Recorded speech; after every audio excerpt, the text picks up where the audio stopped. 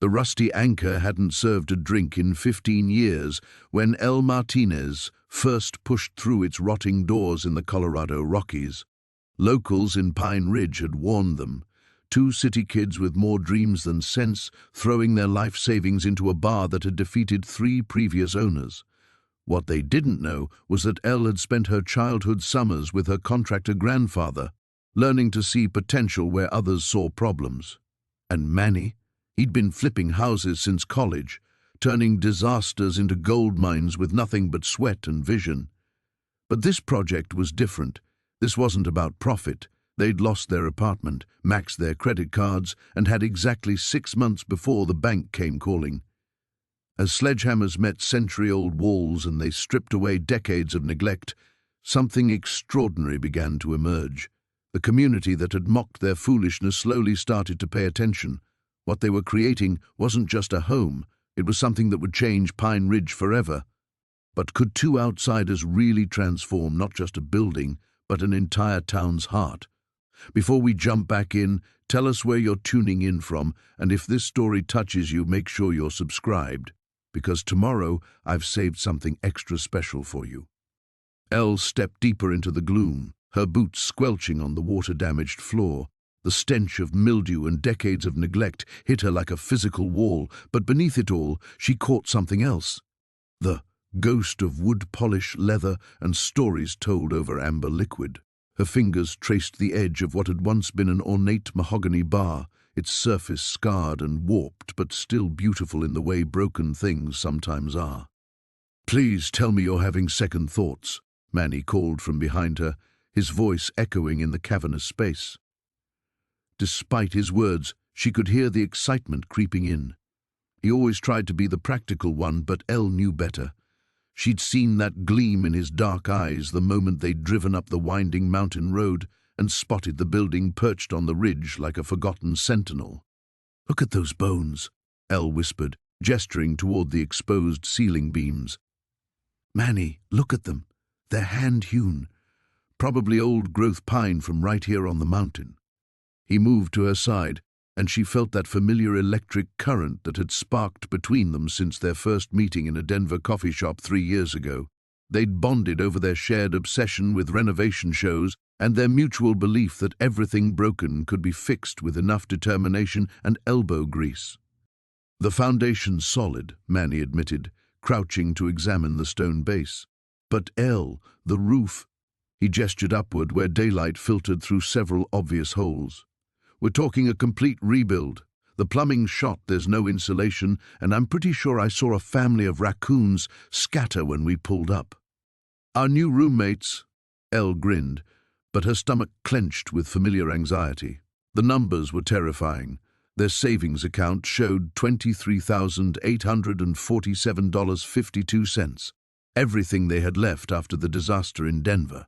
The restaurant they'd tried to open, the partnership that went sour, the dreams that had crumbled faster than day-old bread. This was their last shot, their Hail Mary pass before admitting defeat and slinking back to corporate jobs and other people's visions. Through the grimy windows, Elle could see Pine Ridge stretching below them, a town that had clearly seen better days. Empty storefronts lined Main Street like missing teeth, and she'd counted more for sale signs than actual businesses on their drive-through. The young people were leaving, the tourists were bypassing them for more developed ski towns, and the locals she'd met at the gas station had made it clear what they thought of city folks with big ideas. "You know what old Pete Kowalski told me at the hardware store?" Manny said, reading her thoughts. "He said this place is cursed. 3 owners, 3 failures. The last guy was supposedly going to turn it into some fancy restaurant before he went bankrupt and skipped town in the middle of the night." Elle walked behind the bar, running her hands along the scarred wood. In her mind she could see it restored, gleaming mahogany, brass fixtures catching the light from pendant lamps, the sound of laughter and conversation filling the space. But more than that, she could see something the previous owners hadn't. This wasn't meant to be just a business. This was meant to be a home, a gathering place, a heart pumping life back into a community that had forgotten how to believe in itself. 6 months, she said quietly. 6 months, Manny agreed.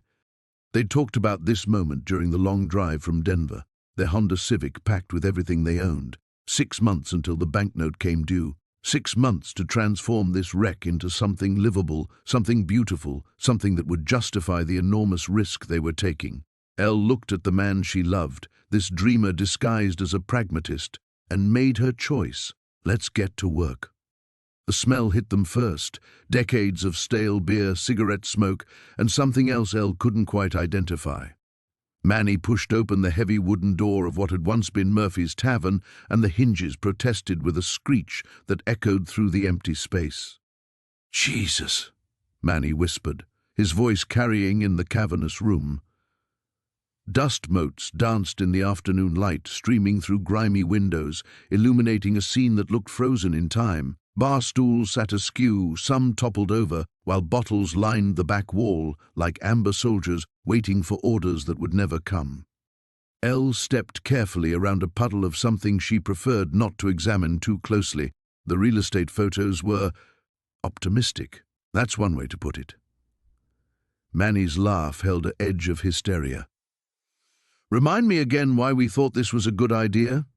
She moved toward the massive stone fireplace dominating the far wall, its hearth cold and filled with debris. Above it hung a mounted deer head with one antler missing, giving it a lopsided, almost comical appearance. "Because we're tired of paying $3,000 a month for a shoebox apartment where we can hear Mrs. Chen's soap operas through the walls. And because you said it had character." "It does have character." Elle ran her finger along the bar's scarred surface, tracing initials carved into the wood. "Look at this craftsmanship. They don't make bars like this anymore. Solid oak, hand-carved details. Underneath all this grime, there's something beautiful." Manny joined her, his architect's eye taking in the soaring ceiling with its exposed beams, the stone walls that had probably been built to last centuries. "The bones are good," he admitted. "Great, actually. But Elle, look at this place. The electrical is probably from the Eisenhower administration. The plumbing—" He gestured toward a corner where water stains bloomed across the wall like abstract art. "We knew it would be a project." "A project, yes. A complete gut renovation that might bankrupt us? That wasn't in the brochure." Elle moved behind the bar, imagining it cleaned and polished, maybe with pendant lights casting warm pools of light across the surface. Through the back window, she could see the mountain ridge that had first captured her heart in the listing photos. No skyscrapers, no traffic, no sirens at 3 in the morning. "The Hendersons next door seem nice," she offered, remembering their elderly neighbors who'd watched with barely concealed amusement as the moving truck had attempted to navigate the narrow mountain road that morning. "Nice enough to warn us we're insane." Manny kicked at something that skittered across the floor, hopefully just a bottle cap. "Did you see Tom Henderson's face when I told him our plans? I thought he was going to call social services." "City folks don't understand mountain living," Elle said, though doubt was beginning to creep into her voice like the drafts she could feel coming through gaps in the walls. The silence up here was unsettling after years of urban white noise. Too quiet, too vast, too full of possibility for things to go wrong. Manny disappeared into what she assumed was the kitchen, and she heard him groan. "Elle, you need to see this." She found him standing in a narrow galley that looked like it had been designed for efficiency rather than comfort.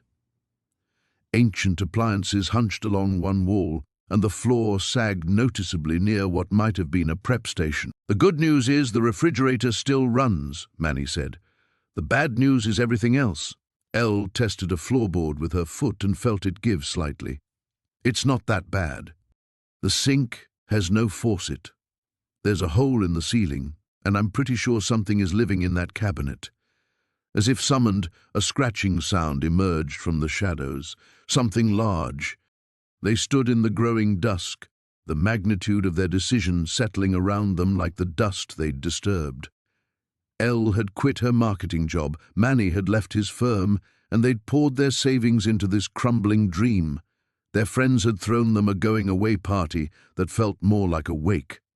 "We can do this," Elle said, though she wasn't sure if she was trying to convince him or herself. 6 months, maybe a year, and we'll have our dream home. Mountain views, fresh air, space to breathe. Manny pulled her close, and she could feel the tension in his shoulders. What if we can't? What if it's too much? Outside, the first stars were appearing over the ridgeline, clearer and brighter than any they'd ever seen from their apartment balcony. The silence wasn't quite as unsettling now, or maybe she was just too tired to care. "Then we'll figure it out," she said, "together."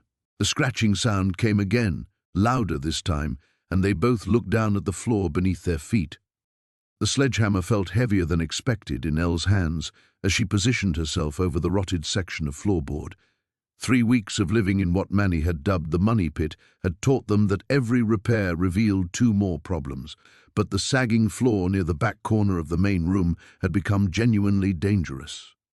"You sure you don't want me to do this?"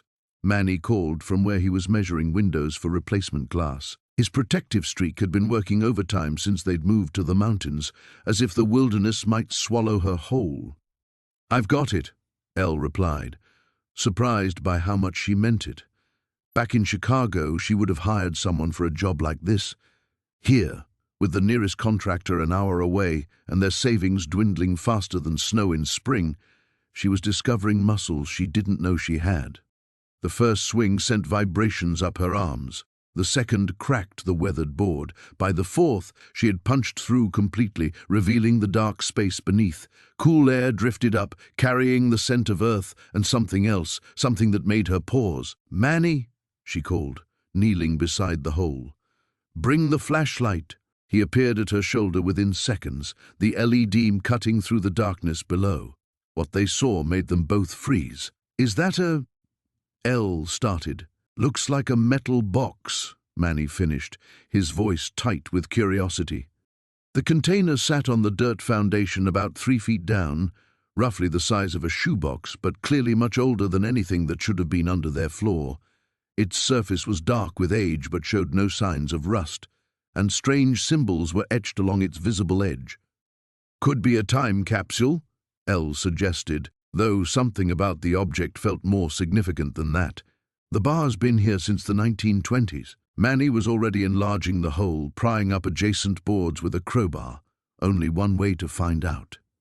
20 minutes later, they had the box sitting on their makeshift kitchen table, both of them staring at it like it might explode. It was heavier than its size suggested, made of some kind of metal that didn't look like anything Elle recognized.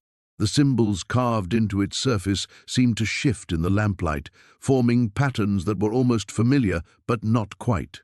"There's no lock," Manny observed, running his fingers along the seam where the lid met the base. Elle reached for it, then hesitated. "What if it's someone's ashes or something? Then we put it back and pretend we never found it." But when Elle lifted the lid, what they discovered was far stranger than ashes. Nestled in faded velvet lining were dozens of small, smooth stones, each one a different color, and each one seeming to emit its own faint light. Beneath the stones lay a leather journal, its pages yellowed but intact, and at the very bottom, a hand-drawn map of the local mountains with X marks scattered across the terrain. "Holy shit!" Manny whispered. Elle lifted one of the stones, a deep blue one that felt warm against her palm. The moment her skin made contact, the stone's glow intensified, and she could have sworn she heard something like distant music. "Elle, look at this." Manny had opened the journal and was reading from the first page. It's dated 1924. "For those who come after, these stones mark the old places, where the earth remembers what man has forgotten." He looked up at her. "There's more, lots more. Maps, descriptions, something about guardians of the threshold." Elle set the blue stone back in its place, noting how the light faded when she broke contact. "This is insane! We bought this place to flip it and build our dream house. We're not treasure hunters." Outside, the wind picked up, rattling the windows they hadn't yet replaced. In the distance, a coyote howled, and Elle realized how far they were from everything they used to know. The city felt like another planet now, their old life like something that had happened to different people. She looked at the map again, noting how many of the X marks seemed to be on or near their property. The previous owner, Mrs. Chen, she sold this place so cheap almost like she wanted to get rid of it, or like she was waiting for the right people to find it, Manny suggested. Elle met his eyes across the table, seeing her own mixture of fear and excitement reflected there. They'd come to the mountains to build something new, to take a risk on love and dreams and a life less ordinary. Maybe they'd found exactly what they were looking for, just not in the way they'd expected. "So what do we do now?" she asked. Manny grinned, reaching for the journal. "I guess we start reading." The sledgehammer felt heavier than it should have in Manny's hands as he stood over the rotted floorboard that had given way the night before. Morning light streamed through the grimy windows, illuminating dust motes that danced above the gaping hole like tiny spirits reluctant to reveal their secrets. "Maybe we should call someone," Elle said, wrapping her hands around her coffee mug. The steam rose between them, creating a fragile barrier against the unknown lurking beneath their feet. "Call who? A contractor to tell us our floors are shot?" Manny knelt beside the opening, peering into the darkness below. We already knew that much. The hole was roughly 2 feet square, exposing weathered joists and what appeared to be a subfloor underneath. But there was something else, a glint of metal catching the light, and what looked like the corner of something deliberately placed rather than accidentally lost. Elle joined him on the floor, her knees creaking against the questionable boards. "Is that a box?" Manny reached for his phone's flashlight, casting a stronger beam into the gap. The light revealed a metal container, definitely man-made, sitting on what appeared to be a wooden platform between the joists. Around it, the space seemed to extend further than normal crawl space should. "There's more room down there than there should be," he murmured, shifting to get a better angle. "Look at this. These boards aren't original. Someone built a false floor." The discovery sent a chill through Elle that had nothing to do with the mountain morning air. She thought about the previous owner, old Frank Morrison, who'd sold them the place for a fraction of what even a rundown mountain property should cost. He'd seemed eager to close, asking few questions and accepting their lowball offer without negotiation. "What do you think is in it?" she whispered, as if speaking too loudly might make the box disappear. Manny was already working the crowbar he'd brought for demolition into the gap between boards. Only one way to find out. The wood groaned and splintered as he pried up adjacent floorboards, each one revealing more of the hidden space below. What they uncovered made them both sit back in stunned silence. The area beneath the false floor had been deliberately excavated and reinforced, creating a hidden room roughly 8 feet square. The metal box sat in the center, but it wasn't alone. Shelves lined the earthen walls, holding mason jars filled with what looked like documents wrapped in plastic. In one corner, a larger trunk waited in shadows. "Jesus," Manny breathed. "Someone built a bunker." Elle's mind raced through possibilities, each more unsettling than the last. What kind of person builds a secret room under a bar? The kind who has something valuable to hide. Manny was already lowering himself through the opening, his feet finding purchase on the wooden platform below. "Ah! Manny, wait!" But he was already down, crouching in the cramped space with his phone light illuminated. "Elle, you need to see this." Against her better judgment, Elle followed him down. The space smelled of old wood and something metallic, like coins left too long in a pocket. The ceiling was barely high enough for them to stand hunched over, and the walls seemed to press in around them. Manny had reached the metal box, a heavy-duty military surplus case with multiple latches. The mason jars were within arm's reach, and Elle could see through the glass that they contained not just documents but photographs, maps, and what looked like old newspaper clippings. "Should we open it?" Elle asked, though she already knew Manny's answer. Curiosity had always been his weakness, the trait that led him to hidden speakeasies in Brooklyn and forgotten museums in Queens. It's part of what made her fall in love with him, this willingness to chase mystery. The latches opened with surprising ease, as if they'd been recently maintained. Inside, nested in foam padding, lay stacks of cash, old bills but not ancient, 20s and 50s and 100s, all wrapped in rubber bands. Beneath the money, a leather journal bound with string. "How much do you think that is?" Elle's voice was barely audible. Manny lifted one stack, weighing it in his palm. Thousands, maybe tens of thousands.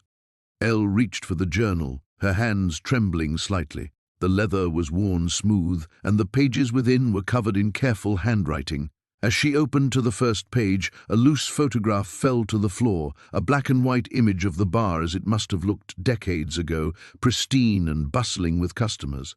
"Look at the date," Manny said, pointing to the journal's first entry. Elle squinted at the faded ink. March 15th, 1962. They stared at each other in the dim light of their phones, the weight of discovery settling around them like dust. Whatever they'd stumbled into went back generations, and the money above them was just the beginning. The hammer felt heavier in Elle's hands than it had any right to, but she brought it down again anyway, sending another chunk of rotted floorboard spinning into the growing pile of debris. 3 weeks of back-breaking work had transformed the rusty anchor from a health hazard into something that merely looked like a disaster zone. Progress, she supposed. "This place is fighting us every step of the way," Manny called from across the room, wrestling with a stubborn section of mouldy drywall. Sweat streaked his face, despite the morning chill that seeped through the gaps in the walls. Elle paused to wipe her brow with the back of her work glove. The mountain air was supposed to be invigorating, but right now it just felt thin and unforgiving. Maybe we should have listened to Harold. Their elderly neighbor had made his opinion clear when they'd first arrived. City folk had no business trying to resurrect something that was better off dead. The other locals had been more diplomatic but equally skeptical, offering polite smiles that didn't quite reach their eyes. The pry bar slipped in Manny's grip, and he stumbled backward as a larger section of wall came away than expected. "Or maybe Harold doesn't know everything," he said, examining the newly exposed support beam. "Look at this. The bones of this place are solid. Oak beams, probably 100 years old." Elle couldn't deny that beneath all the decay and neglect, glimpses of the bar's former character kept emerging. Yesterday they'd uncovered beautiful stone work around what had once been a fireplace. The week before, Manny had found hand-carved details on the original bar top under layers of cheap veneer. But it was slow going, and their savings account was hemorrhaging money faster than they'd anticipated. The contractor they'd hired to install new plumbing had taken one look at the existing pipes and doubled his estimate. The electrician had been even less encouraging. "We need to finish this section today," Elle said, gesturing to the remaining floorboards near the back wall. "The insulation delivery is coming tomorrow, and I don't want it sitting outside." They worked in companionable silence for the next hour, the rhythm of demolition oddly soothing. Elle had developed calluses in places she'd never had them before, and her back ached constantly, but there was something deeply satisfying about the physical nature of the work. In her old marketing job, results had always been abstract, metrics and percentages and quarterly reports. Here, every board removed was tangible progress. The floorboard she was working on proved more stubborn than the others, as if it had been nailed down with particular determination. She adjusted her grip on the pry bar and put her full weight behind it. The wood groaned, split, then suddenly gave way with a crack that echoed through the empty room. "That sounded expensive," Manny said without looking up from his own section. "Everything sounds expensive these days." Elle knelt down to clear away the broken pieces, then stopped. Where the board had been, the subfloor looked different, newer somehow. She ran her fingers along the edges, feeling deliberate cut marks. "Manny, come look at this."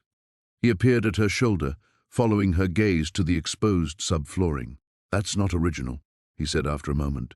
"Someone cut this section and replaced it. Recently, by the look of it." Elle's pulse quickened. Why would someone do that?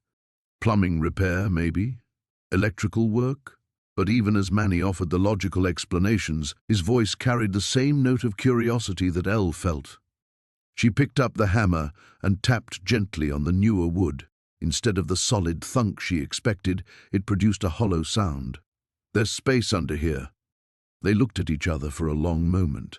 Elle could see her own mix of excitement and apprehension reflected in Manny's eyes.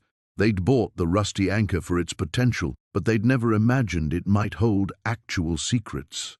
"Should we?" Elle began.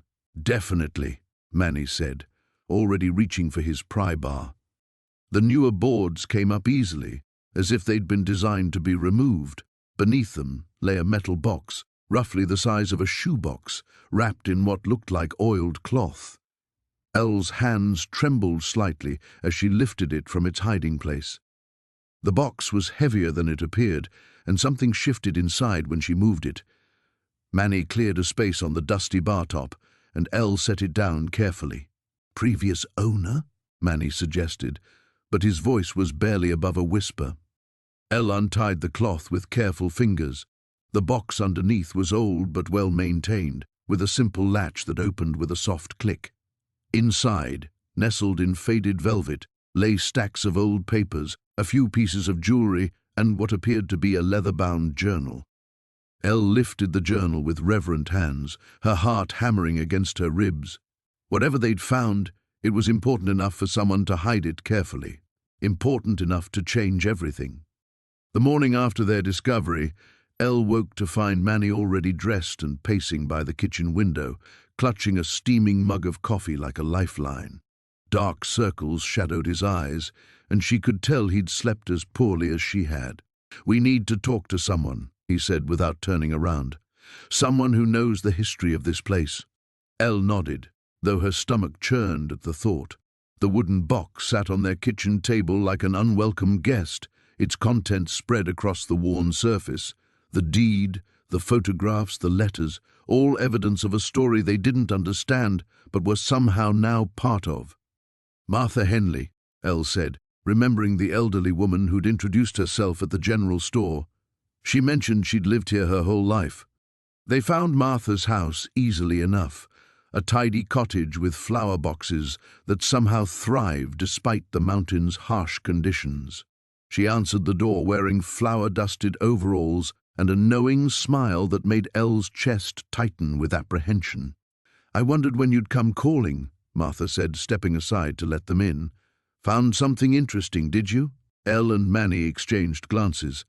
"How did you—" "Honey, I've been waiting 40 years for someone to find what Samuel Whitmore left behind." Martha settled into a worn armchair, her weathered hands folded calmly in her lap. "My late husband helped him hide it."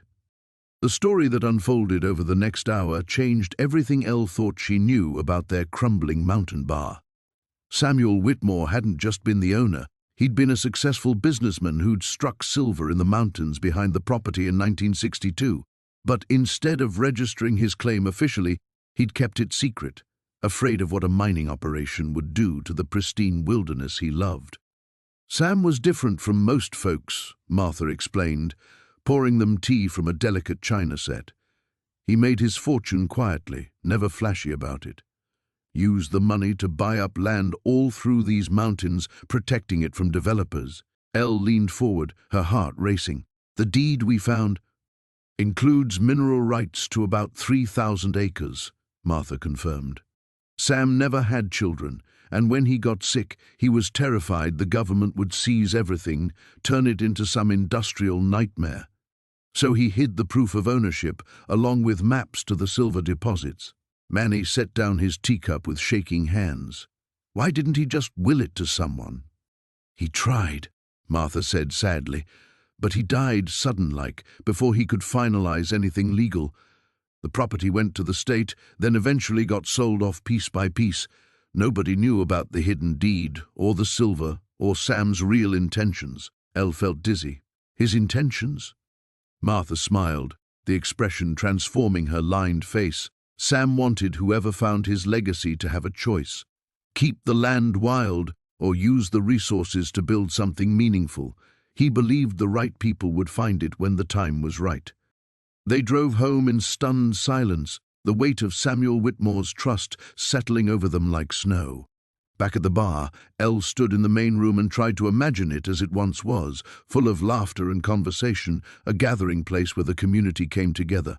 "We could restore it," she whispered, the words feeling both impossible and inevitable.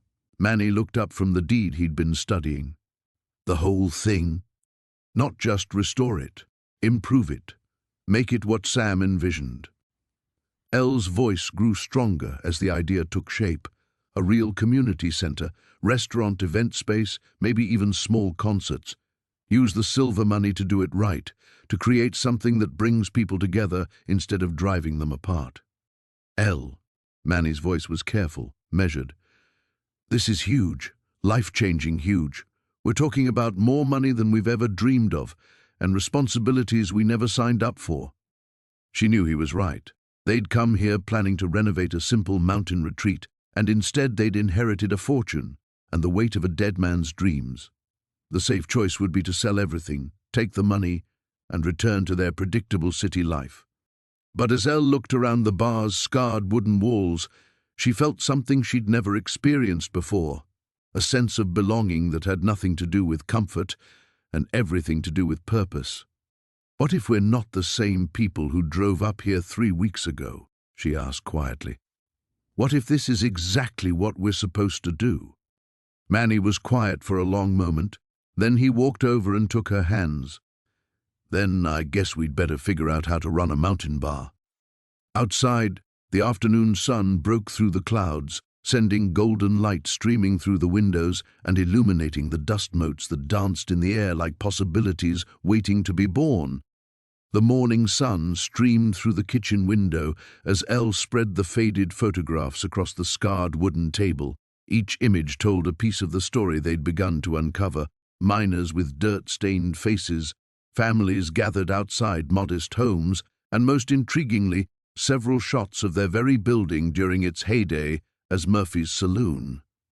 Manny emerged from the basement, cobwebs clinging to his hair and excitement lighting his features. "You need to see this," he said, brushing dust from his hands. Elle followed him down the creaking stairs to where he'd been working since dawn. The basement, which they'd initially dismissed as merely old storage space, had revealed its secrets under Manny's persistent exploration. Behind what appeared to be a false wall, he discovered a narrow tunnel carved directly into the mountain rock. "How far does it go?" Elle asked, peering into the darkness beyond Manny's flashlight beam. "I'm not sure yet, but look at this." He directed the light toward the tunnel walls, where tool marks and support beams suggested careful, deliberate construction. This wasn't some amateur job. Someone knew exactly what they were doing. As they stood there, footsteps echoed overhead. Elle glanced at Manny. They weren't expecting anyone.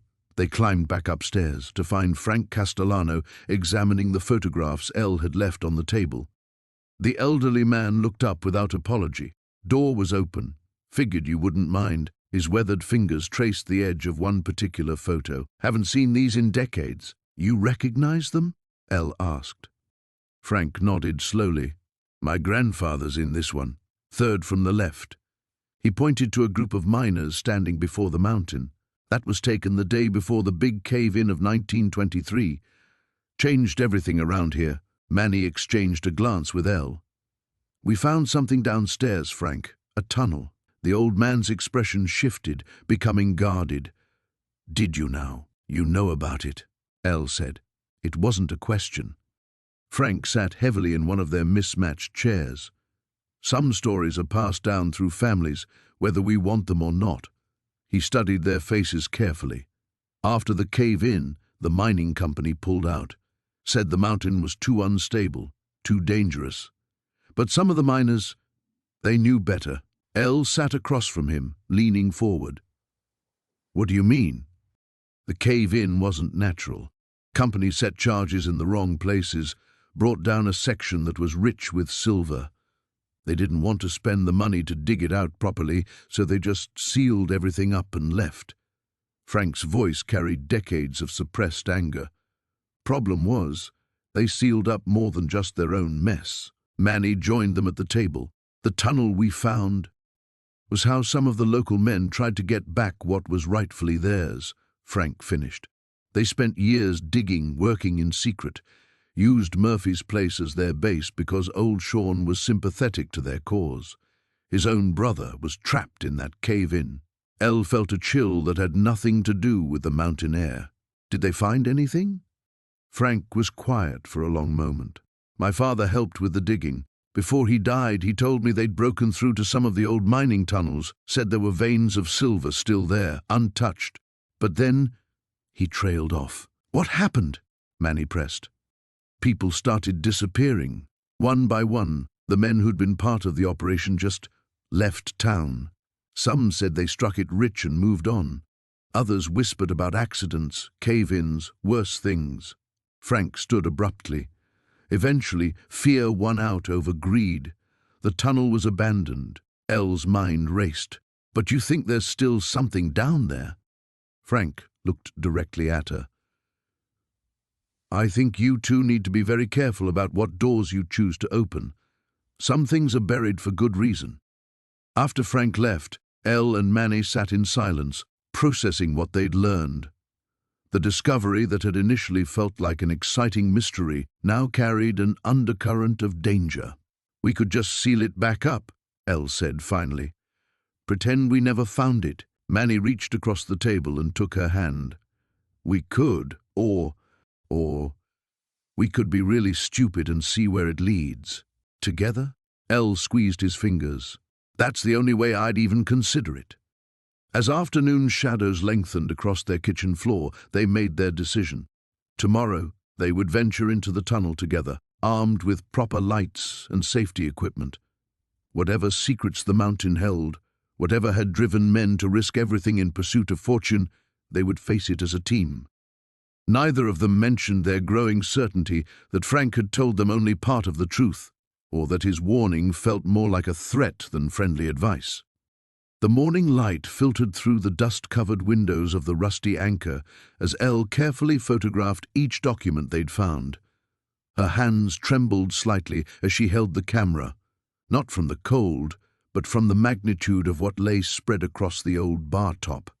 Maps dating back to the 1880s, property deeds with signatures that looked like they belonged in a museum, and, most incredible of all, a leather-bound journal filled with meticulous handwriting that chronicled the establishment of their little mountain community. Manny sat cross-legged on the floor beside the loose floorboard, still excavating treasures from the hidden space below.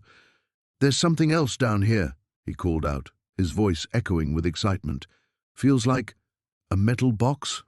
Elle set down the camera and knelt beside him, watching as he carefully maneuvered a small iron strongbox from its hiding place. The metal was cold and heavy in their hands, with an intricate lock that had somehow survived. Decades of mountain weather and neglect. "Should we try to open it?" Elle asked, running her fingers along the ornate engravings on the lid. Before Manny could answer, the sound of boots on the front porch made them both freeze. Through the grimy window, Elle could see a familiar figure approaching, Tom Bradley, the gruff neighbor who'd been their harshest critic since the day they'd announced their plans to buy the place. "Hide everything," Manny whispered urgently, but it was too late. Tom's weathered face was already peering through the glass, his expression shifting from suspicion to curiosity as he took in the scene inside. Elle made a quick decision. "Tom, come in," she called out, her voice steadier than she felt. "We were just about to come find you." Tom pushed through the door, his boots loud on the wooden floor. His eyes immediately went to the documents scattered across the bar, then to the strongbox in Manny's hands. "What's all this, then?" "History," Elle said simply. "The history of this place, your place too." For the next hour, they shared their discoveries with Tom, watching his gruff exterior gradually soften as he recognized names and places from the old documents. His grandfather's signature appeared on several papers, and when Elle showed him a photograph from the journal, a group of men standing in front of the Rusty Anchor during what appeared to be its heyday, Tom's eyes grew misty. "That's him," Tom said quietly, pointing to a tall man with kind eyes standing at the center of the group. "That's my granddad. He used to tell stories about this place, about the community that gathered here. I thought they were just tales." Manny had been working quietly on the strongbox lock while they talked, and suddenly it clicked open with a satisfying snap.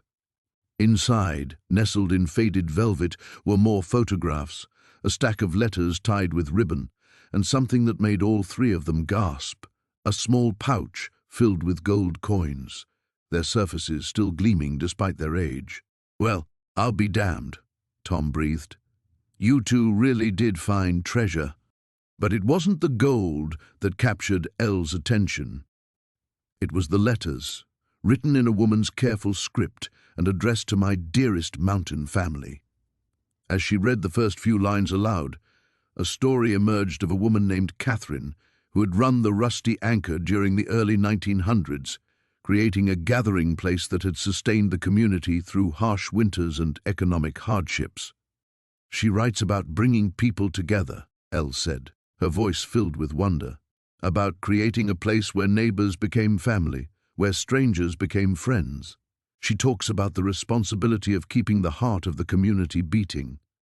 Tom was quiet for a long moment, studying the documents with new eyes.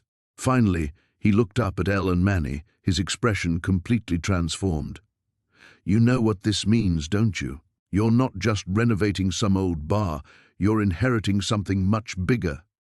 As the afternoon wore on, word of their discovery spread through the mountain community with surprising speed. First, Martha arrived with fresh coffee and homemade cookies, her eyes bright with excitement as she examined the old photographs. Then came Jake from down the valley, followed by the Hendersons and old Pete, who rarely left his cabin. Soon the Rusty Anchor was filled with neighbors, all drawn together by the stories emerging from beneath the floorboards. Elle watched the impromptu gathering with amazement. These same people who had called them crazy for buying the place were now animated and engaged, sharing their own family stories and connections to the building. The transformation was remarkable, and she realized it wasn't just the bar that was changing. The community itself was remembering something it had lost. As evening approached, and their neighbors began to head home, Tom lingered behind. "I owe you an apology," he said quietly. "I thought you two were just city folks playing at mountain life. But maybe you're exactly what this place needed." Manny smiled, still cradling one of Catherine's letters. "Maybe we all are." The morning sun cast long shadows through the dust-covered windows as Elle carefully brushed dirt from what appeared to be the edge of a wooden chest. 3 days had passed since they'd first glimpsed the corner of buried treasure beneath the rotted floorboards, and each careful excavation revealed more tantalizing details. Manny wiped sweat from his forehead, leaving a streak of grime across his skin. They'd been working in shifts, afraid to rush the delicate process of unearthing whatever lay hidden in their makeshift basement. The neighbors had grown increasingly curious, with old Pete Martinez stopping by twice under the pretense of borrowing tools, his eyes constantly drifting toward the gaping hole in their floor. "It's definitely a chest," Elle whispered, though they were alone. Something about the discovery made normal conversation feel sacrilegious. "Look at these brass hinges." The metal had turned green with age, but the craftsmanship was unmistakable. Ornate scrollwork decorated the corners, and what looked like initials had been carved into the wood near the lock. Manny positioned the camping lantern for better light, squinting at the faded markings. "Jam," he read aloud. "Mean anything to you?" Elle shook her head, but her pulse quickened. In the 3 months since they'd moved to Cedar Ridge, they'd heard countless stories about the mountain's history. Miners, loggers, and prospectors had all passed through these hills, some leaving fortunes behind, others disappearing entirely. The chest was larger than they'd initially thought, roughly the size of a hope chest, buried about 4 feet beneath what had once been the bar's main floor. As they cleared away the last of the packed earth, Elle noticed something that made her breath catch. "Manny, look at this." She pointed to scratches in the wood around the lock. "These aren't from age. Someone tried to break in." Deep gouges scarred the area around the brass mechanism, as if someone had attacked it with a knife or chisel. But the lock had held, and whoever had made the attempt had either given up or been interrupted. "Should we call someone?" Manny asked, though his hands were already reaching for the crowbar they'd been using to pry up floorboards. "I mean, this could be important historically." Elle considered this for about 3 seconds. "We'll document everything, take pictures. But Manny, this is our land now. Whatever's in here, whoever Jam was, they buried it under our home."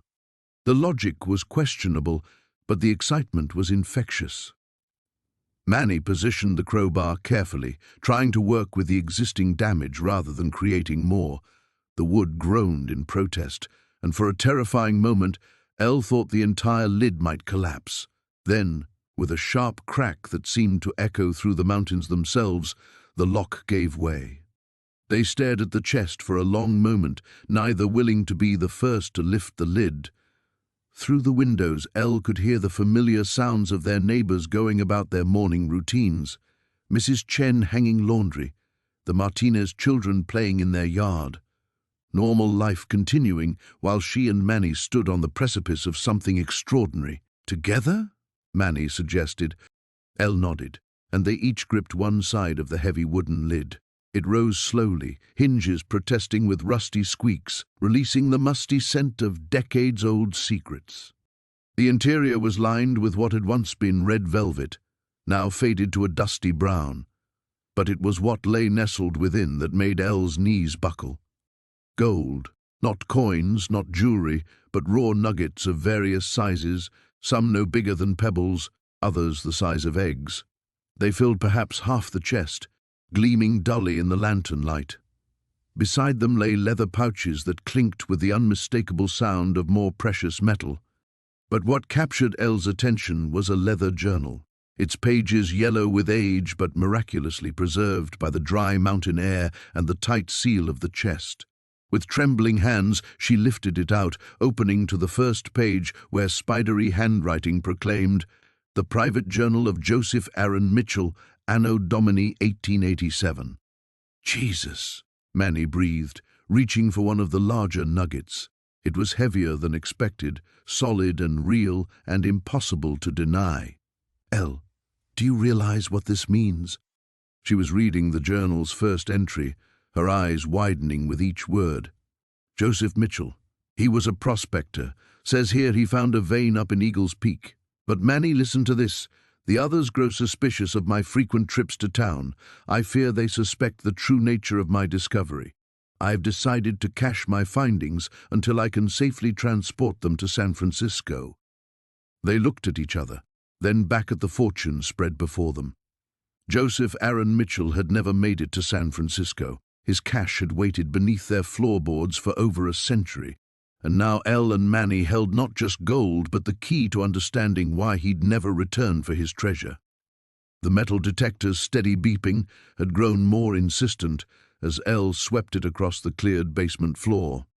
3 days had passed since they'd found the Civil War letters, and the discovery had ignited something neither she nor Manny could ignore. The basement, once a forgotten storage space filled with decades of accumulated debris, now felt like an archaeological site waiting to reveal its secrets. "There," Elle called out, marking another spot with chalk. "That's the 4th hit in this corner." Manny looked up from where he'd been carefully photographing the stone foundation walls, documenting everything before they disturbed it further. His methodical approach balanced Elle's eager enthusiasm, and together they developed a system that honored both discovery and preservation. "The pattern's getting clearer," he said, wiping sweat from his forehead. "These hits are forming almost a perfect rectangle. Whatever's down there, it was buried deliberately." Elle switched off the metal detector and surveyed their work. The basement floor was now a grid of chalk marks, measurements and small flags indicating points of interest.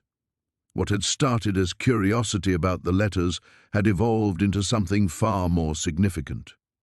"I keep thinking about what Martha said," Elle murmured, referring to their elderly neighbor who'd stopped by the previous evening, about the Blackwood family and how they just disappeared one winter. No goodbye, no forwarding address, just gone. Martha's visit had provided crucial context to their discovery. The letters weren't just historical artifacts. They belonged to people who'd lived in this very building when it served as a boarding house during the 1880s. The Blackwood family had operated it for nearly 2 decades before vanishing without explanation.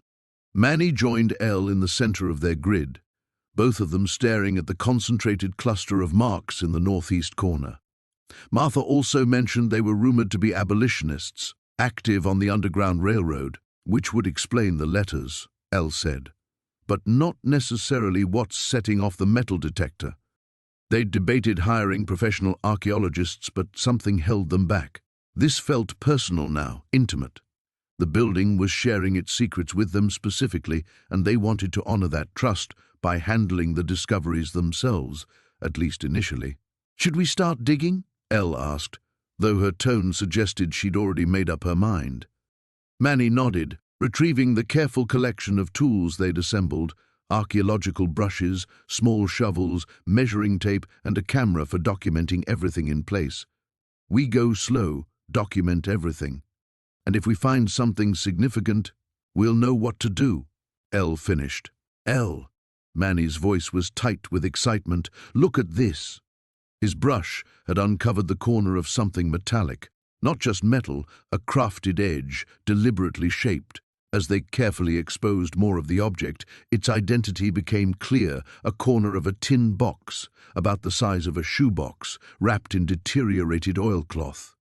Elle's hands trembled as she photographed the find in place before they attempted to lift it. The box was heavier than expected, and when they brought it into the light, they could see it was actually quite ornate, decorated with embossed patterns that suggested it had once held something valuable. "It's locked," Manny observed, examining the small but sturdy latch. "Or at least latched. I can't tell if there's an actual lock mechanism." They carried the box upstairs to their kitchen table, now their unofficial laboratory for historical discoveries. In the better light, the box's details became clearer. The embossed patterns were floral, and there was a small nameplate on the lid, though the engraving was too tarnished to read clearly. "We could force it," Elle said, though her tone suggested she didn't really want to. "Or we could try to clean the latch first, see if it opens naturally." 20 minutes of careful work with soft brushes and gentle cleaning solution revealed the latch mechanism. It wasn't locked, just corroded shut. With the slightest pressure, it clicked open. Inside, wrapped in what had once been fine silk but was now nearly disintegrated, lay a collection that made their breath catch. Jewelry, but not just any jewelry. Pieces that sparkled even in the kitchen's simple lighting. A necklace with stones that caught the light like captured fire. Earrings that matched. A brooch with an intricate setting. But it was the folded papers beneath the jewelry that made Elle's hands shake. More letters, but also what appeared to be certificates, official documents, and a small leather journal. "Manny," Elle whispered, lifting the journal with trembling fingers, "I think we just found the Blackwood family's entire story." The journal fell open to a page dated October 1863, written in careful, feminine handwriting. "The last group passed through safely tonight. Samuel fears we're being watched, but we cannot abandon our duty. If something happens to us, may whoever finds this understand what we tried to do." The morning sun streamed through the windows of what had once been a run-down mountain bar, casting golden light across the restored hardwood floors. Elle stood in the kitchen, watching steam rise from her coffee cup while Manny worked outside, his hammer ringing against wood as he built raised garden beds from reclaimed timber they'd salvaged during the renovation. 3 months had passed since they'd discovered the collection of vintage photographs and documents hidden beneath the floorboards, images and stories that had transformed their understanding of both the property and their place in the mountain community. What started as suspicious whispers from neighbors had evolved into something neither of them had expected: belonging. The photographs, dating back to the 1940s, had revealed the bar's rich history as a gathering place for loggers, miners, and their families. More importantly, they'd uncovered the story of Rosa Martinez, the bar's original owner, whose family had been prominent in the area's early Latino community before being displaced during the economic upheavals of the 1960s. Elle's phone buzzed with a text from Sarah Chen, a documentary filmmaker who'd driven up from Denver after hearing about their discovery. Sarah had been working on a project about forgotten communities in Colorado's mountain towns, and Rosa's story fit perfectly into her research. Today marked the beginning of what they hoped would be a larger preservation effort. "She's here," Manny called from outside, and Elle looked up to see an SUV navigating their newly gravelled driveway. Behind it followed another vehicle, a pickup truck she recognized as belonging to Jim Weatherby, the neighbor who'd initially been most vocal about their city folk status. The past weeks had brought unexpected alliances. Jim, it turned out, remembered Rosa from his childhood. His father had worked the timber crews that frequented the bar, and Jim had spent countless afternoons playing in the meadow behind the building while adults shared stories and cold beer inside. When Elle and Manny had shown him the photographs, his weathered face had softened with recognition and something approaching reverence. Sarah emerged from her vehicle carrying camera equipment, her enthusiasm evident even from a distance. She'd explained during their phone conversations that oral histories like Jim's were becoming increasingly rare, and the combination of photographic evidence and personal memories created an opportunity to preserve something precious.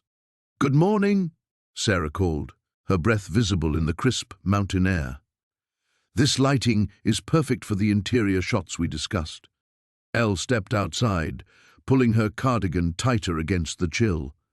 The seasons were changing again, marking nearly a full year since she and Manny had first laid eyes on the property. The transformation still amazed her, not just of the building but of themselves. The anxiety that had once consumed her in the city had been replaced by a different kind of uncertainty, one that felt purposeful rather than paralyzing.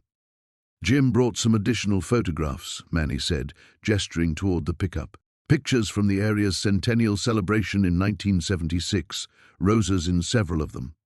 Jim approached carrying a manila envelope, his expression serious but warm. "My wife found these in our attic after we talked last week. Rosa was at the celebration, even though the bar had closed by then. She never really left the area, just moved up the mountain to a smaller place." The revelation sent a jolt through Elle. She might still be alive. "Her daughter Maria lives over in Silverton," Jim continued. "I got her number from my cousin. Thought you might want to reach out, especially with this documentary project." Sarah's eyes lit up. This could be extraordinary. If we could interview Rosa herself or even her daughter, it would provide context that no amount of archival research could match. They spent the morning documenting the space, with Sarah filming the carefully preserved photographs, while Jim provided commentary about the people and places depicted. Elle found herself watching Manny as he explained their renovation process, noting how comfortable he'd become discussing their work, how his confidence had grown alongside their project. The bar itself had been transformed into their living space, but they'd preserved its essential character. The long wooden bar now served as their kitchen island. The tin ceiling had been restored to its original luster, and the wide plank floors gleamed with new life. The room felt alive with history while serving their contemporary needs. "You've created something remarkable here," Sarah said during a break, reviewing footage on her camera. "It's not just restoration, it's resurrection." Elle nodded, understanding the distinction. They hadn't simply fixed up an old building, they'd awakened something that had been dormant, brought light to stories that had been gathering dust in darkness. As the day progressed, Elle found herself thinking about Rosa Martinez, wondering what it would mean to make contact with her or her family. The photographs had already connected them to something larger than themselves. The possibility of personal connection felt both thrilling and daunting. Outside, the autumn light began to fade across the meadow where children had once played while their parents gathered inside. Soon, if everything went according to plan, those stories would live again. The morning light filtered through the grimy windows of the old bar, casting long shadows across the wooden floor where Elle knelt with a crowbar in her hands. 3 weeks had passed since they'd found the first bundle of letters beneath the loose floorboard, and what had started as a simple renovation project had become something far more complex. Manny emerged from the back room carrying 2 steaming mugs of coffee, his hair still tousled from sleep. "Find anything else?" he asked, settling beside her on the dusty floor. Elle held up a small leather pouch, its contents jingling softly. More than letters this time. She loosened the drawstring and poured a handful of old coins into her palm, their surfaces tarnished with age but still bearing readable dates from the 1880s. "Jesus," Manny whispered, picking up one of the coins. "Elle, what if this place was some kind of hideout? The letters mentioned someone named Thomas who was keeping things safe until the heat died down." Before Elle could respond, the front door creaked open. They both froze, expecting to see one of their skeptical neighbors, but instead a woman in her 70s stepped inside, her silver hair pulled back in a neat bun and her eyes sharp with intelligence. "You must be the city folks everyone's been talking about," she said, her voice carrying a slight mountain accent. "I'm Margaret Hartwell. My great-grandfather built this place." Elle quickly closed her hand around the coins, but Margaret's knowing smile suggested she'd already seen them. "Thomas Hartwell," Margaret continued, moving closer. "I've been wondering when someone would finally start digging around in here. Mind if I sit? These old bones aren't what they used to be."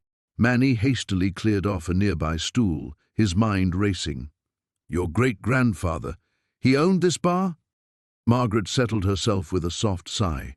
"Owned it, ran it, and used it to help folks who needed helping. See, back in those days, there were people passing through these mountains who weren't always welcome in regular establishments. Thomas made sure they had a safe place to rest." Elle opened her hand again, showing Margaret the coins. "We found these under the floorboards, along with some letters. We weren't trying to steal anything, we just—" "Honey," Margaret interrupted with a gentle laugh, "if you found them, they're yours now. Thomas would have wanted it that way. He always said this place would reveal its secrets when the right people came along." The three of them sat in companionable silence for a moment, dust motes dancing in the morning light around them. Elle felt something shift inside her chest, a sense of connection to this place that went beyond mere ownership. "There's more, isn't there?" Manny asked, and Margaret nodded slowly.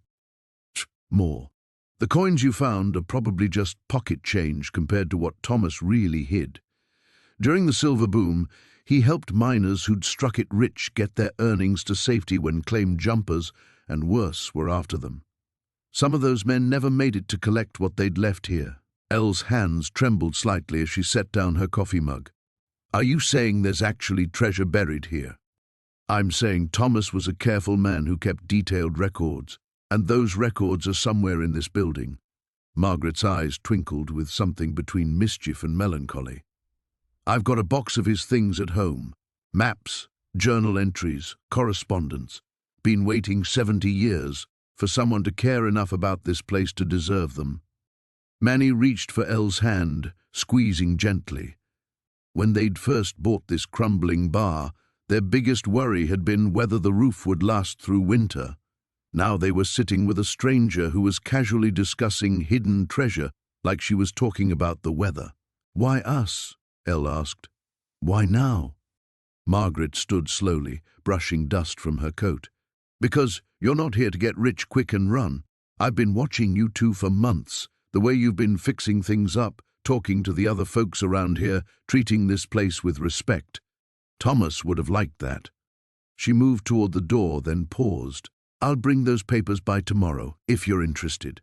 But I'll warn you, once you start down this path, there's no going back. Finding treasure changes people, and not always for the better." After Margaret left, Elle and Manny sat in the spreading silence of the old bar. Outside they could hear the distant sound of their nearest neighbor's chainsaw and the whisper of wind through the pine trees. "What do you think?" Elle asked finally. Manny looked around at the exposed beams, the scarred bar top, the windows they'd already started replacing. "I think we came here looking for a new life, and we might have found something even bigger than we imagined." Elle nodded, her fingers still closed around Thomas Hartwell's coins. Tomorrow, everything might change again. The morning sun filtered through the dusty windows of what had once been the Copper Creek Saloon, casting long shadows across the wooden floor where Elle and Manny had made their discovery just 3 days ago. The loose floorboard that had started it all now lay propped against the wall, revealing the hidden compartment that had changed everything. Elle traced her fingers along the edges of the old leather journal they'd found, its pages filled with meticulous records dating back to 1887. Heinrich Müller, the saloon's original owner, had been far more than just a bartender. He'd been the unofficial banker for the entire mining community, and his detailed entries revealed the locations of 3 separate caches of gold and silver coins that desperate miners had entrusted to his care during the harsh winter of 1889. "The second cache should be right here," Manny said, consulting his metal detector and cross-referencing Heinrich's cryptic map. They were standing behind the building now, near what the journal described as the lightning-struck pine, 20 paces north of the back door. The tree was long gone, but the metal detector had been singing its electronic song for the past 10 minutes as they'd carefully marked off the area. Elle felt her heart hammering against her ribs as Manny began to dig. After finding the first cache 2 days ago, a collection of silver dollars and gold nuggets worth more than their entire renovation budget, the possibility of discovering more felt almost too good to be true. "Wait," Elle said suddenly, grabbing Manny's arm. "Do you hear that?" The distant rumble of an engine echoed through the mountain valley, growing closer. Elle's stomach tightened as she recognized the sound of Frank Morrison's pickup truck. Their neighbor had been increasingly hostile since word of their first discovery had somehow leaked into town, despite their efforts to keep it quiet. "We talked about this," Manny said firmly, not stopping his digging. "This is our property. We have every legal right to be here." But Elle couldn't shake her uneasiness. Frank Morrison wasn't just any neighbor. His family had lived in these mountains for 4 generations, and he'd made it clear from the beginning that he viewed Elle and Manny as unwelcome intruders. The discovery of Heinrich's treasure had only intensified his resentment. The truck door slammed with unnecessary force, and Frank's heavy footsteps crunched through the fallen leaves toward them. Elle turned to face him, instinctively moving closer to Manny. "Well, well," Frank called out, his voice dripping with sarcasm. "City folks playing treasure hunters again. Funny how you never bothered to research the real history of this place before you started digging up what ain't rightfully yours." Manny straightened up, shovel still in hand. "Frank, we've been through this. We bought this property fair and square. Whatever's buried on our land belongs to us." Frank's weathered face twisted into a sneer. "Your land? You think because you got some fancy deed from the county that makes you belong here? Heinrich Müller was my great-great-grandfather's business partner. That gold was earned by men who bled and died in these mountains, not by some computer programmers from the city who got lucky with a metal detector." Elle felt her temper flare. 3 months of condescension and barely veiled threats from Frank Morrison had worn her patience thin.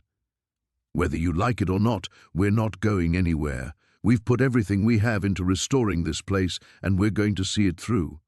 "Restoring?" Frank laughed bitterly. "You mean destroying.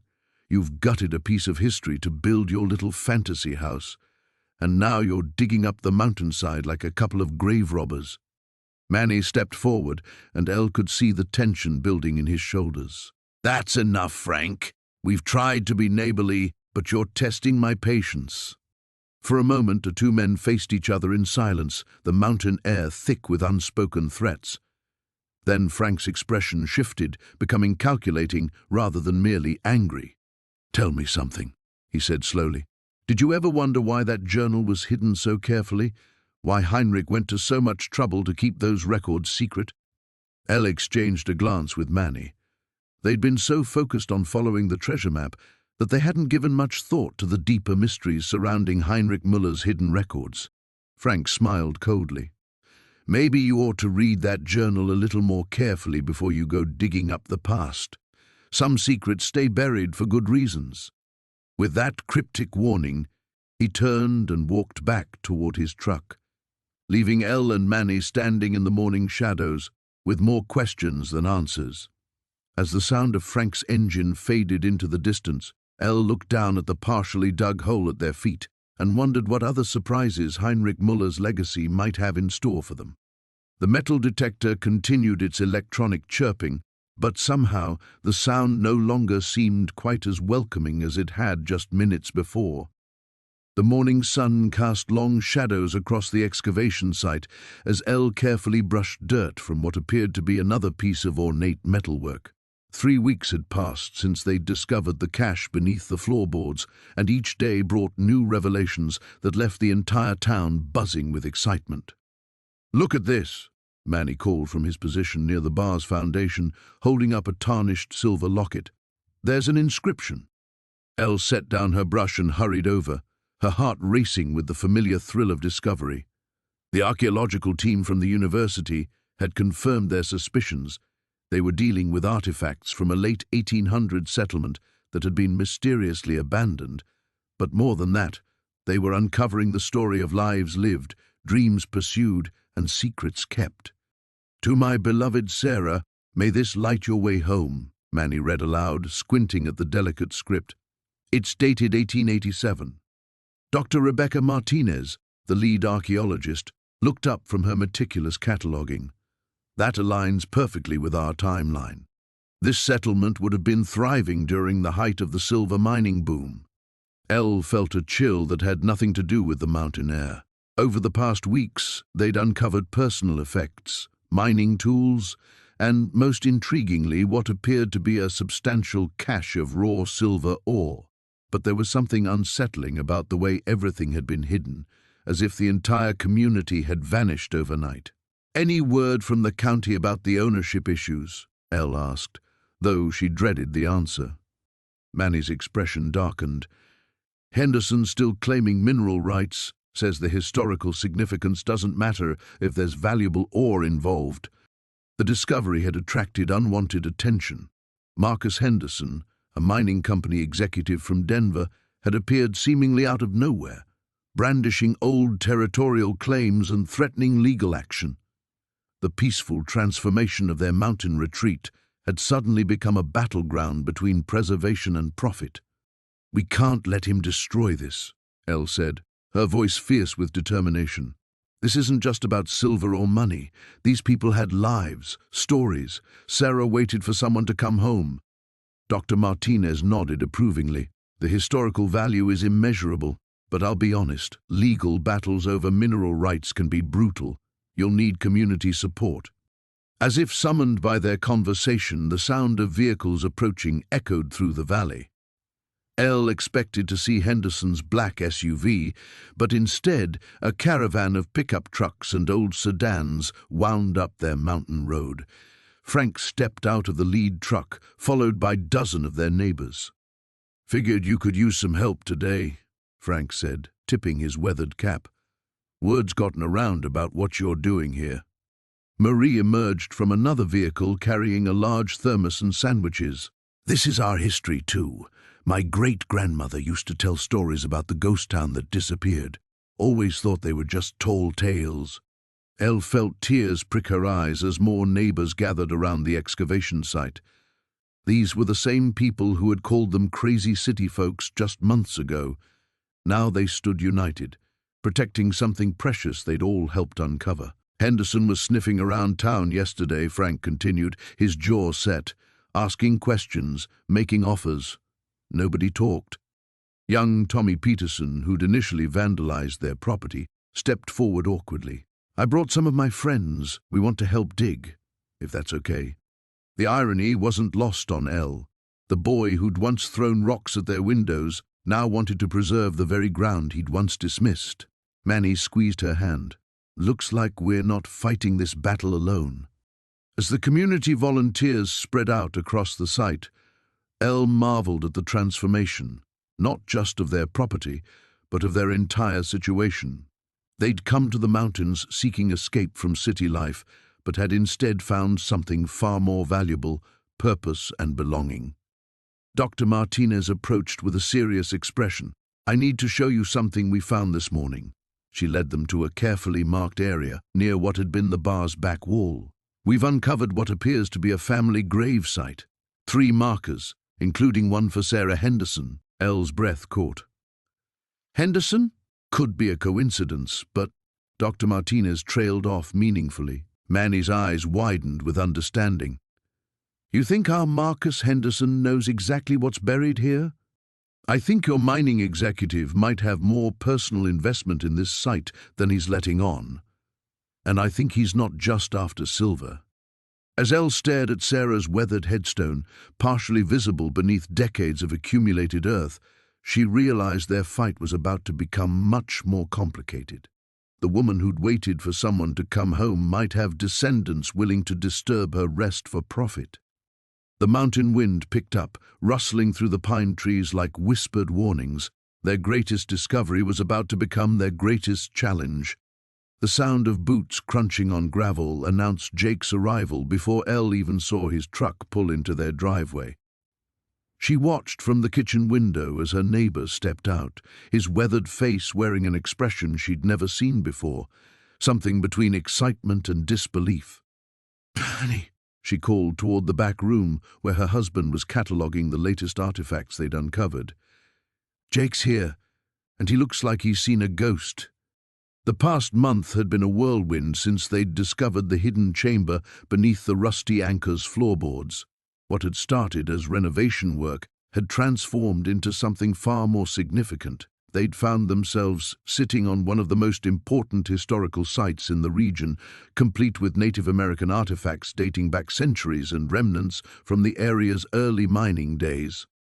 Jake knocked once before letting himself in, a habit they'd all grown comfortable with.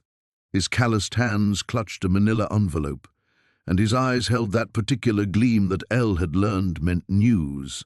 "You two might want to sit down for this," he said, setting the envelope on their kitchen table with ceremonial care.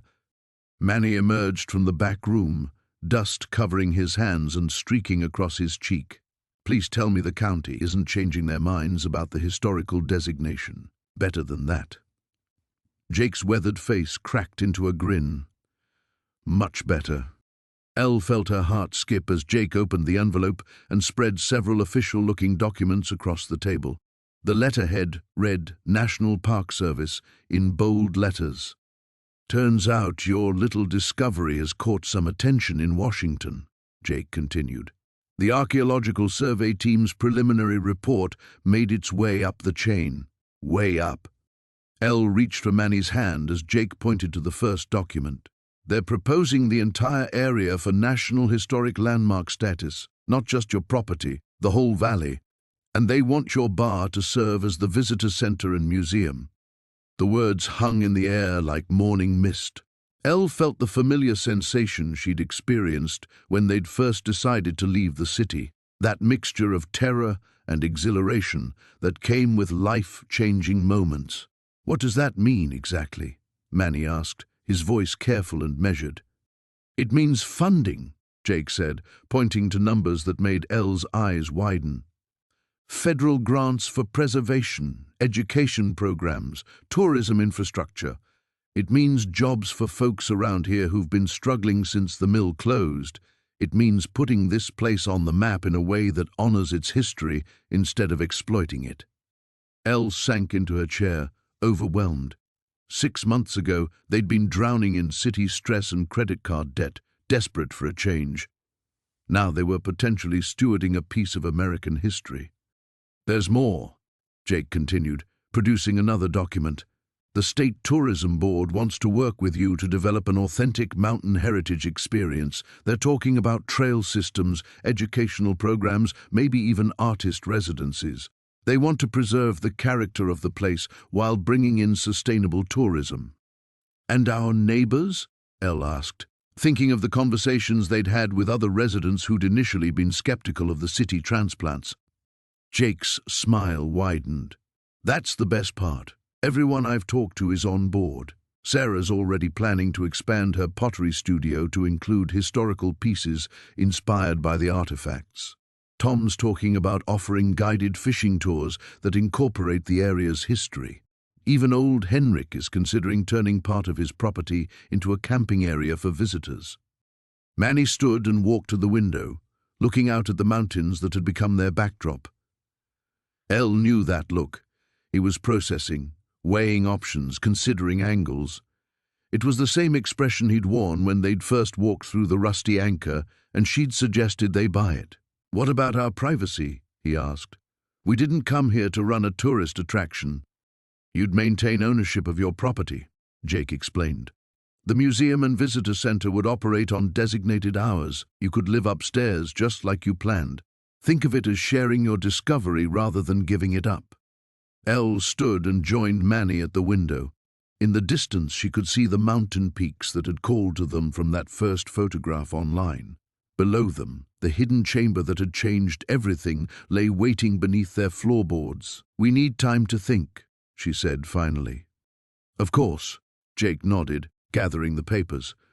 But don't take too long. Opportunities like this don't come around often, especially for places like ours. After Jake left, Elle and Manny sat in their kitchen, the weight of possibility settling around them like snow. Through the window, the mountains stood unchanged, patient witnesses to yet another generation grappling with dreams and decisions. Well, Manny said finally, reaching for her hand. We wanted adventure.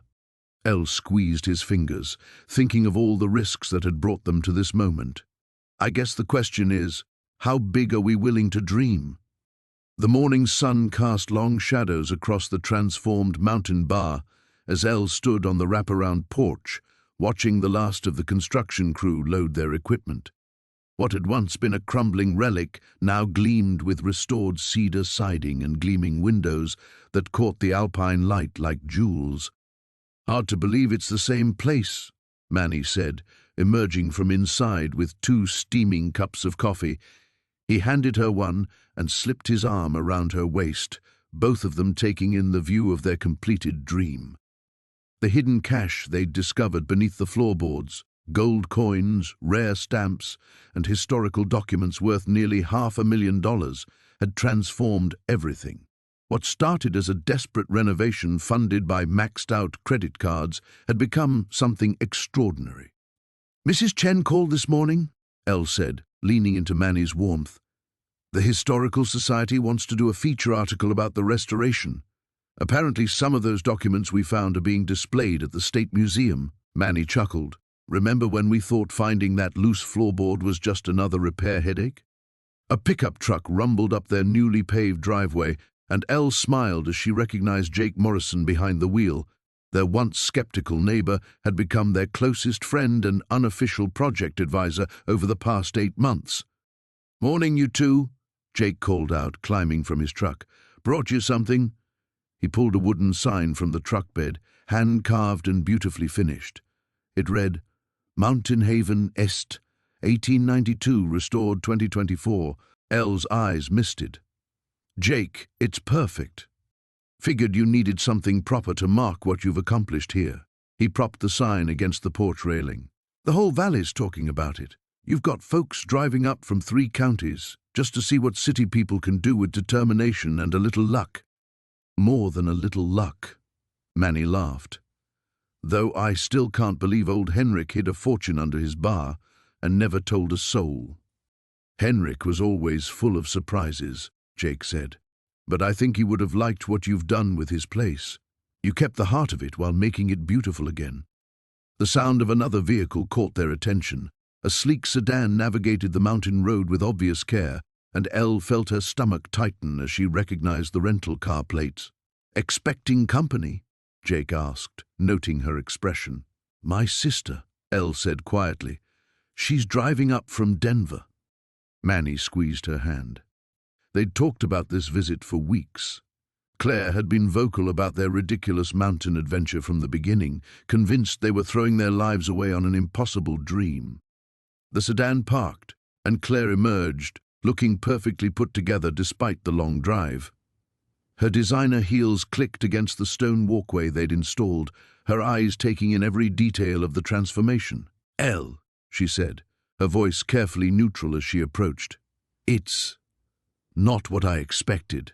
Better or worse? Elle asked, trying to keep her tone light. Claire's composure cracked slightly. I owe you an apology. I was so sure you were making a terrible mistake. She gestured toward the restored building. This is incredible. It's like something from a magazine, but it still feels authentic. Jake cleared his throat diplomatically. I'll let you folks catch up. Elle, Manny, stop by later if you want help hanging that sign. After he left, Claire walked slowly around the property, taking in the restored stonework, the carefully tended gardens, and the panoramic mountain views. "The inside? Want the full tour?" Manny offered. They led her through rooms that seamlessly blended rustic mountain charm with modern comfort. The original bar had been beautifully restored as a centerpiece in their great room, while exposed beams and stone fireplaces created warmth throughout. "The guest rooms are upstairs," Elle said as they climbed the hand-hewn staircase. "We're hoping to start hosting family visits soon." Claire paused at a window overlooking the valley. "I was so worried about you both. Moving to the middle of nowhere, taking on this enormous project, leaving your careers behind." She turned to face them. "But you look happier than I've seen you in years." "We are," Elle said simply. "It wasn't easy, and we nearly gave up a dozen times. But this place, this community, these mountains, they've given us something we didn't even know we were missing. And finding Henrik's treasure didn't hurt," Manny added with a grin. Claire laughed, the first genuine laugh Elle had heard from her sister in months. "I still can't believe that part of the story. Gold coins under the floorboards. It sounds like something from a movie." "Sometimes life surprises you," Elle said. "Sometimes the biggest risks really do lead to the most incredible transformations." As they stood together, watching the sun climb higher over the peaks, Elle felt a profound sense of completion. They'd built more than just a home in these mountains. They'd discovered who they were meant to be. The morning sun filtered through the freshly installed windows of what had once been a crumbling mountain bar, casting warm geometric patterns across the polished hardwood floors. Elle stood in the center of their transformed home, still hardly believing the journey that had brought them here. The discovery beneath those old floorboards had changed everything, not just their financial situation, but their entire understanding of what home could mean. Manny emerged from the kitchen, carrying 2 steaming mugs of coffee, his hair still tousled from sleep. The stress lines that had etched themselves around his eyes during those first uncertain months had softened, replaced by something Elle had almost forgotten: genuine contentment. "Mrs. Patterson just called," he said, handing her a mug. "She wants to know if we're still planning to host the Harvest Festival here next month." Elle smiled, remembering how their elderly neighbor had been one of the few locals to show them kindness when they'd first arrived. While others had whispered about the crazy city folks who'd bought the old Harley place, Mrs. Patterson had brought them homemade bread and warnings about the approaching winter. "Of course we are," Elle replied. "This place was meant for celebrating." Through the large windows they could see their properties stretching toward the tree line, where autumn was beginning to paint the mountainside in brilliant oranges and reds. The old bar's exterior had been lovingly restored, maintaining its rustic character while adding modern touches that made it feel both timeless and contemporary. The hidden treasure they'd discovered, a collection of rare coins and precious metals left by the bar's original owner during the Depression, had provided more than enough funds to complete their renovation. But more importantly, it had given them the confidence to dream bigger than they'd ever imagined. "Remember when you wanted to turn this into just a simple house?" Manny teased, gesturing toward the space that now served as both their living area and a small event venue. Elle laughed, thinking of their original modest plans. "I remember when you thought we were insane for buying this place at all." "I still think we're insane," he said, pulling her close. "But it's the best kind of insane." The sound of gravel crunching in their driveway interrupted the moment. Through the window, they saw a familiar pickup truck pulling up, Jake Morrison, the local contractor who'd become not just their builder but one of their closest friends. Behind him, 2 more vehicles followed. "Looks like the work crew's early today," Manny observed. They were in the final stages of converting the old storage building into guest cabins, a project that would allow them to share their mountain paradise with others while creating a sustainable income. The transformation of their property had become a source of pride for the entire community, proving that sometimes outsiders could add value without destroying what made a place special. Jake's weathered face broke into a grin as he approached the front door. "Morning, you two. Ready to tackle that last cabin?" Behind him, Elle recognized several faces that had become familiar over the months, local craftsmen and artisans who'd embraced their vision and helped bring it to life. Tom Wheeler, the stonemason who'd restored their fireplace. Sarah Chen, the artist who'd designed the custom metalwork. Even Mrs. Patterson's grandson Danny, fresh out of high school and eager to learn the construction trade. "We brought supplies for the celebration tonight," Sarah announced, indicating the vehicles behind Jake. Mrs. Patterson insisted on enough food for an army. Elle had almost forgotten. Tonight marked exactly 1 year since they'd made their discovery. The community had decided it called for a proper celebration, though Elle suspected it was really an excuse for their neighbors to gather in the space that had brought them all together. As the work crew headed toward the construction site, Elle and Manny remained on their porch, watching the familiar rhythm of their new life unfold. The bar that had once stood empty and forgotten now served as the heart of an expanding vision, a place where city and country, past and future, could coexist beautifully. "Do you ever miss it?" Elle asked quietly. "The city, the old life?" Manny considered the question, his gaze moving from the bustling activity around their property to the mountains beyond. "I miss some things," he admitted, "but I don't miss who we were becoming there. We were so focused on climbing ladders and checking boxes that we forgot to actually live." Elle nodded, understanding exactly what he meant. The discovery beneath their floorboards had been valuable, but the real treasure had been everything that followed: the community they'd found, the purpose they'd discovered, the love they'd rediscovered in each other. The sound of hammering began in the distance, a steady rhythm that spoke of progress and possibility. Tonight, they would celebrate with friends who'd once been strangers. Tomorrow, they would continue building something that mattered. Elle squeezed Manny's hand, feeling the calluses that told the story of their transformation. "Ready for whatever comes next?" He squeezed back, his answer carrying the weight of everything they'd learned about taking beautiful risks. "With you, always." The morning sun cast long shadows across the valley as Elle stood on the newly rebuilt deck, watching their guests emerge from the converted barn that now served as guest quarters. 6 months had passed since they'd discovered the hidden cache of gold coins beneath the old bar's floorboards, and the transformation had been nothing short of miraculous. "Coffee's ready," Manny called from inside, his voice carrying that same warmth that had convinced her to take this impossible leap of faith 3 years ago. She smiled, remembering how terrified they'd been that first winter, huddled around a space heater while snow piled against windows that barely stayed in their frames. Now the Mountain View Inn buzzed with the quiet energy of a successful bed and breakfast. The original bar had been lovingly restored, its brass fixtures gleaming and the scarred wooden floor polished to a warm honey glow. What had once been a crumbling eyesore was now the heart of their home and business, where guests gathered each evening to share stories and local craft beer. "Elle!" Sarah Martinez waved from the garden path, her arms full of fresh vegetables.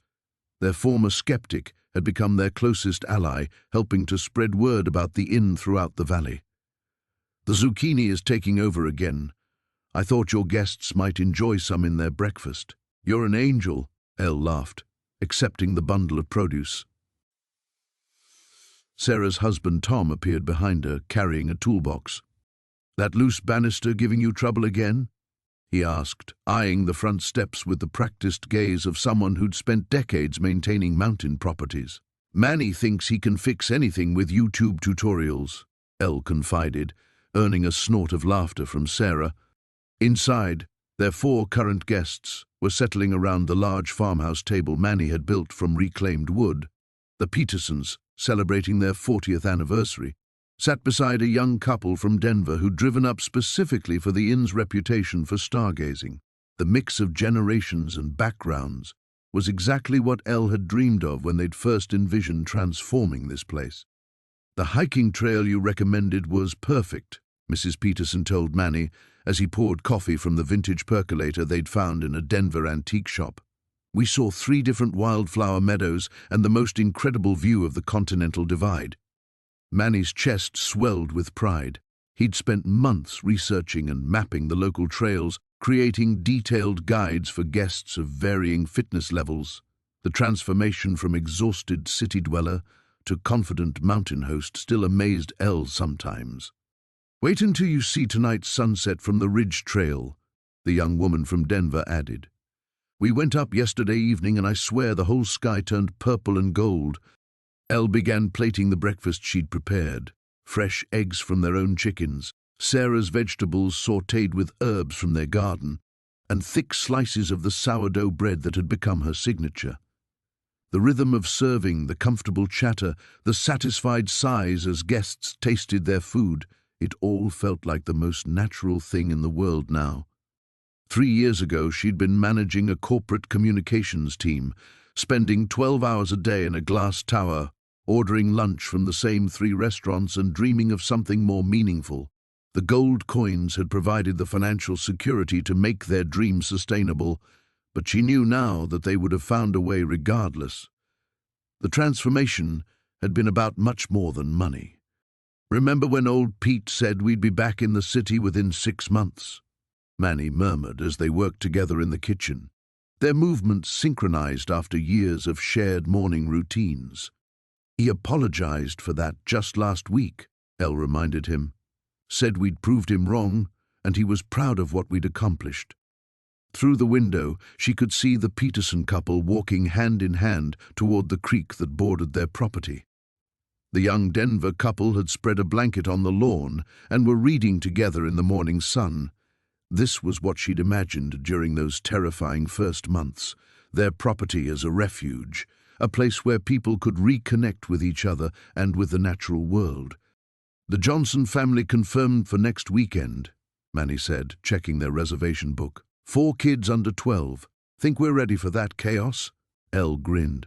"I bought extra coffee and hid the breakables. We're as ready as we'll ever be." As their guests gradually departed for their various daily adventures, Elle and Manny settled on the deck with their own coffee.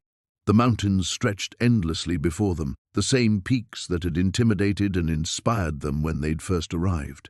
"Any regrets?" Manny asked, the question that had become their private ritual. Elle reached for his hand, feeling the calluses from 3 years of manual labor, the wedding ring now accompanied by small scars from countless renovation projects. "Only that we waited so long to take the risk," she said, meaning every word.